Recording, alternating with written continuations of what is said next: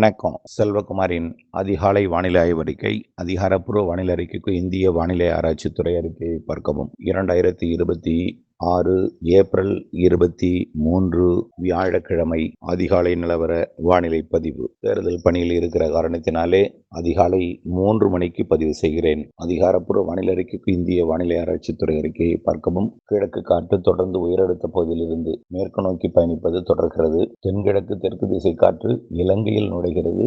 Delta மாவட்டங்கள் மற்றும் தென் மாவட்டங்களில் லேசாக நுழைகிறது.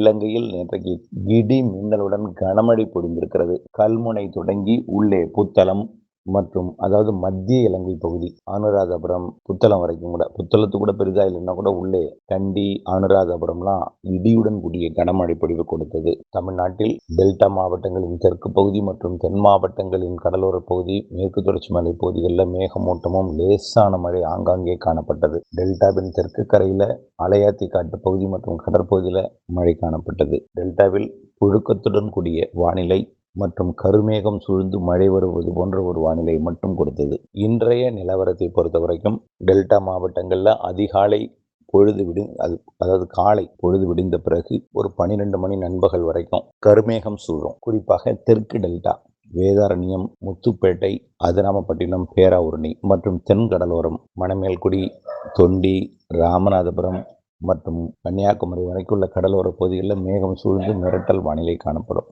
தொடர்ந்து இது மிரட்டி கொண்டிருக்கும் தவிர பெரிதாக மழை இருக்காது.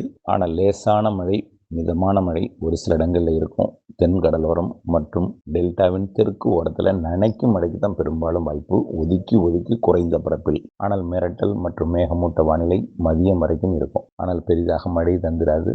வியர்வையும் கொஞ்சம் குளிர்ந்த அப்பப்போ கொஞ்சம் குளிர்ந்த சிச்சுவேஷன்லையும் தெற்கு திசை காற்று மதியத்திற்கு மேலே வீசும். வடக்கு பார்த்த ஒரு கட்டிடமாக இருந்தால் பெரிதாக தெரியாது. தெற்கு பகுதியில் தென்கிழக்கு தெற்கு திசையிலிருந்து குளிர்ந்த காற்று வரும். மேற்கு மாவட்டங்களில் தொடர்ந்து இந்த வெப்பம் உயர்வு என்பது உயர்ந்திருக்கிற காரணத்தினாலே, ஆனால் சற்று குறைந்திருந்தாலும் 1 டிகிரி தான் குறைஞ்சிருக்கும். அதாவது 105 வரைக்கும் போனது 103, 102 என்பது என்று தொடரும். படிப்படியாக மேற்கே குறையும். படிப்படியாக இன்றைக்கே திடீர்னு குறைஞ்சிடாது. பொள்ளாச்சி, கோயம்புத்தூர் கொஞ்சம் கொஞ்சமாக குறையும். அது அப்படியே எங்கே கூடும்னா மத்திய பகுதி, அதாவது பாளையங்கோட்டை முதல் வேலூர் வரைக்கும் உள்ள மத்திய பகுதி, பாளையங்கோட்டை, கோவில்பட்டி மற்றும் அப்படியே மதுரை, திருச்சி, சேலம், கரூர், நாமக்கல், ராசிபுரம், அப்படியே திருப்பதி வரைக்கும், அதாவது திருப்பத்தூர் மாவட்டத்தோட சமவெளி பகுதி, கிழக்கு பகுதி மற்றும் வேலூர், திருத்தணி இது வரைக்கும் கொஞ்சம் வெப்பம் இனிமேல் படிப்படியாக உயரும். மேற்கு மாவட்டங்களில் படிப்படியாக மழை தொடங்கும். மேற்கு தொடர்ச்சி மலை கேரளாவில் ஏற்கனவே மழை பெய்து கொண்டிருக்கு. இனிமேல் வரக்கூடிய நாட்களில், இன்றைக்கு மாலை இரவு வரக்கூடிய நாட்களில் படிப்படியாக கேரளா மற்றும் தமிழ்நாடு எல்லையோர மேற்கு தொடர்ச்சி மலை ஆங்காங்கே இடிமழை பொழிவு மதியத்திற்கு பிறகு மாலை இரவிலே கொடுக்கும். பரவலாக அல்ல.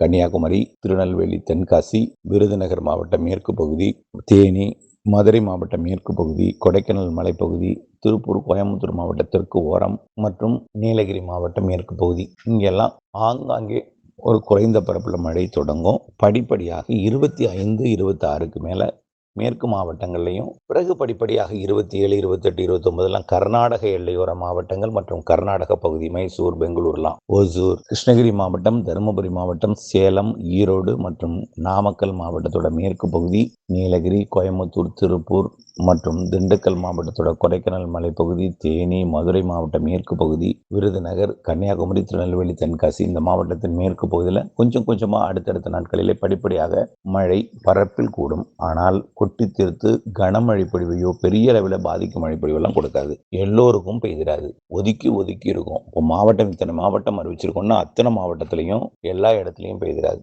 ஆனால் இதுவரை தொடங்காத மழை, வெயில் மட்டும் கொடுத்து வந்த வானிலை என்பது மாறி கொஞ்சம் கொஞ்சமாக மழை வானிலை அமையும். நல்லா புரிஞ்சுங்க. இன்னைக்கு தெற்கு டெல்டா, தென் கடலோரம், மாலை இரவில் மேற்கு தொடர்ச்சி மலை மற்றும் கேரளா, நாளையிலிருந்து அப்படியே கொஞ்சம் கொஞ்சமாக மேற்கு தொடர்ச்சி மலையிலிருந்து மேற்கு மாவட்டங்களின் உள்பகுதிக்கு கொஞ்சம் கொஞ்சமாக வரும். உடனடியாக உள்ளே வந்துடாது. 26, 27, 28, 29, 30 தேதிகளில் கொஞ்சம் கொஞ்சமாக வரும். டெல்டாவின் தெற்கு பகுதியில் ஆங்காங்கே ஒரு சில இடங்கள்லையும் டெல்டாவின் உள்பகுதிகளில் ஒரு இடங்கள் மிரட்டலும் காணப்பட்டு கொண்டிருக்குமே தவிர பெரிதாக மழை இருக்காது. ஆனால் மழை இருக்கும், ஓரிரு இடங்களில் தான் இருக்கும். எங்கே பெய்யும் எங்கே ஒதுக்கும் அப்படின்னு சொல்ல முடியாது. ஆனால் மேகமூட்டமும் குழப்பமும் தொடர்ந்து இருந்துகிட்டே இருக்கும். தெற்கு திசையிலிருந்து வலிமையான காற்றுனா ஒரு தென்றல் காற்று, குளிர்ந்த காற்று மாலை நேரத்தில் தெற்கு திசையிலிருந்து வீசும். காலை மேகமூட்டம், மதியம் புழுக்கம் மேகமூட்டம், மாலை குளிர்ந்த காற்று, இதமான காற்று தெற்கு திசையிலிருந்து தென் கடலோரம் மற்றும் டெல்டாவின் கடலோர பகுதிகளில் வீசும். அடுத்தபடியாக பார்த்தீங்கன்னா மயில், நம்முடைய குரலை கேட்டு மயில் கிளம்பி விட்டது. அடுத்தபடியாக வரக்கூடிய மே மாத முதல் வாரத்தில் கர்நாடக எல்லையோரம் மற்றும் வட உள் மாவட்டங்கள், வட கடலோரம் அல்ல, வட உள் மாவட்டங்கள், மேற்கு தொடர்ச்சி மலை மாவட்டங்கள், மேற்கு மாவட்டங்கள், தென் மாவட்டங்களில் படிப்படியாக மழை படிப்படியாக பரவலாகும். அப்பையும் ஒதுக்கிட்டு தான் இருக்கும். சில இடங்களில் கடைசி வரை கூட ஒதுக்கிட்டே இருக்கும். ஏன்னா இது கோடை மழை, வலுவான நிகழ்வு ஏதும் வந்து மழை தரல. தெற்கு தென்கிழக்கு அப்படியே தென்கிழக்கு திசை, பிறகு தெற்கு திசை, பிறகு தென் மேற்கு திசை காற்று, அதாவது சுமத்ரா தீவு பகுதியிலிருந்து முதல்ல காற்று வரும். அதாவது இந்த குளிர்ந்த கடல் நீராவி காற்று அடுத்தபடியாக தெற்கு திசையிலிருந்து வரும். படிப்படியாக மே மாதம் 5, 6, 7 தேதிகள் எல்லாம் பார்த்தீங்கன்னா மாலத்தீவு மற்றும் கேரளா வழியாக அங்கே இருக்கக்கூடிய ஒரு நிகழ்வின் காரணமாக, எம்ஜேஓ அமைப்பின் காரணமாக அங்கிருந்து வரக்கூடிய நீராவி காற்று கொஞ்சம் கூடுதல் பரப்பில் மழை தரும். ஆனாலும் அனைவருக்கும் தராது. முதல்ல இந்த வார்த்தை ரொம்ப ரொம்ப முக்கியம். மழைன்னு சொன்னீங்களே எங்களுக்கு பெய்யலைன்னு சொல்லுவீங்க.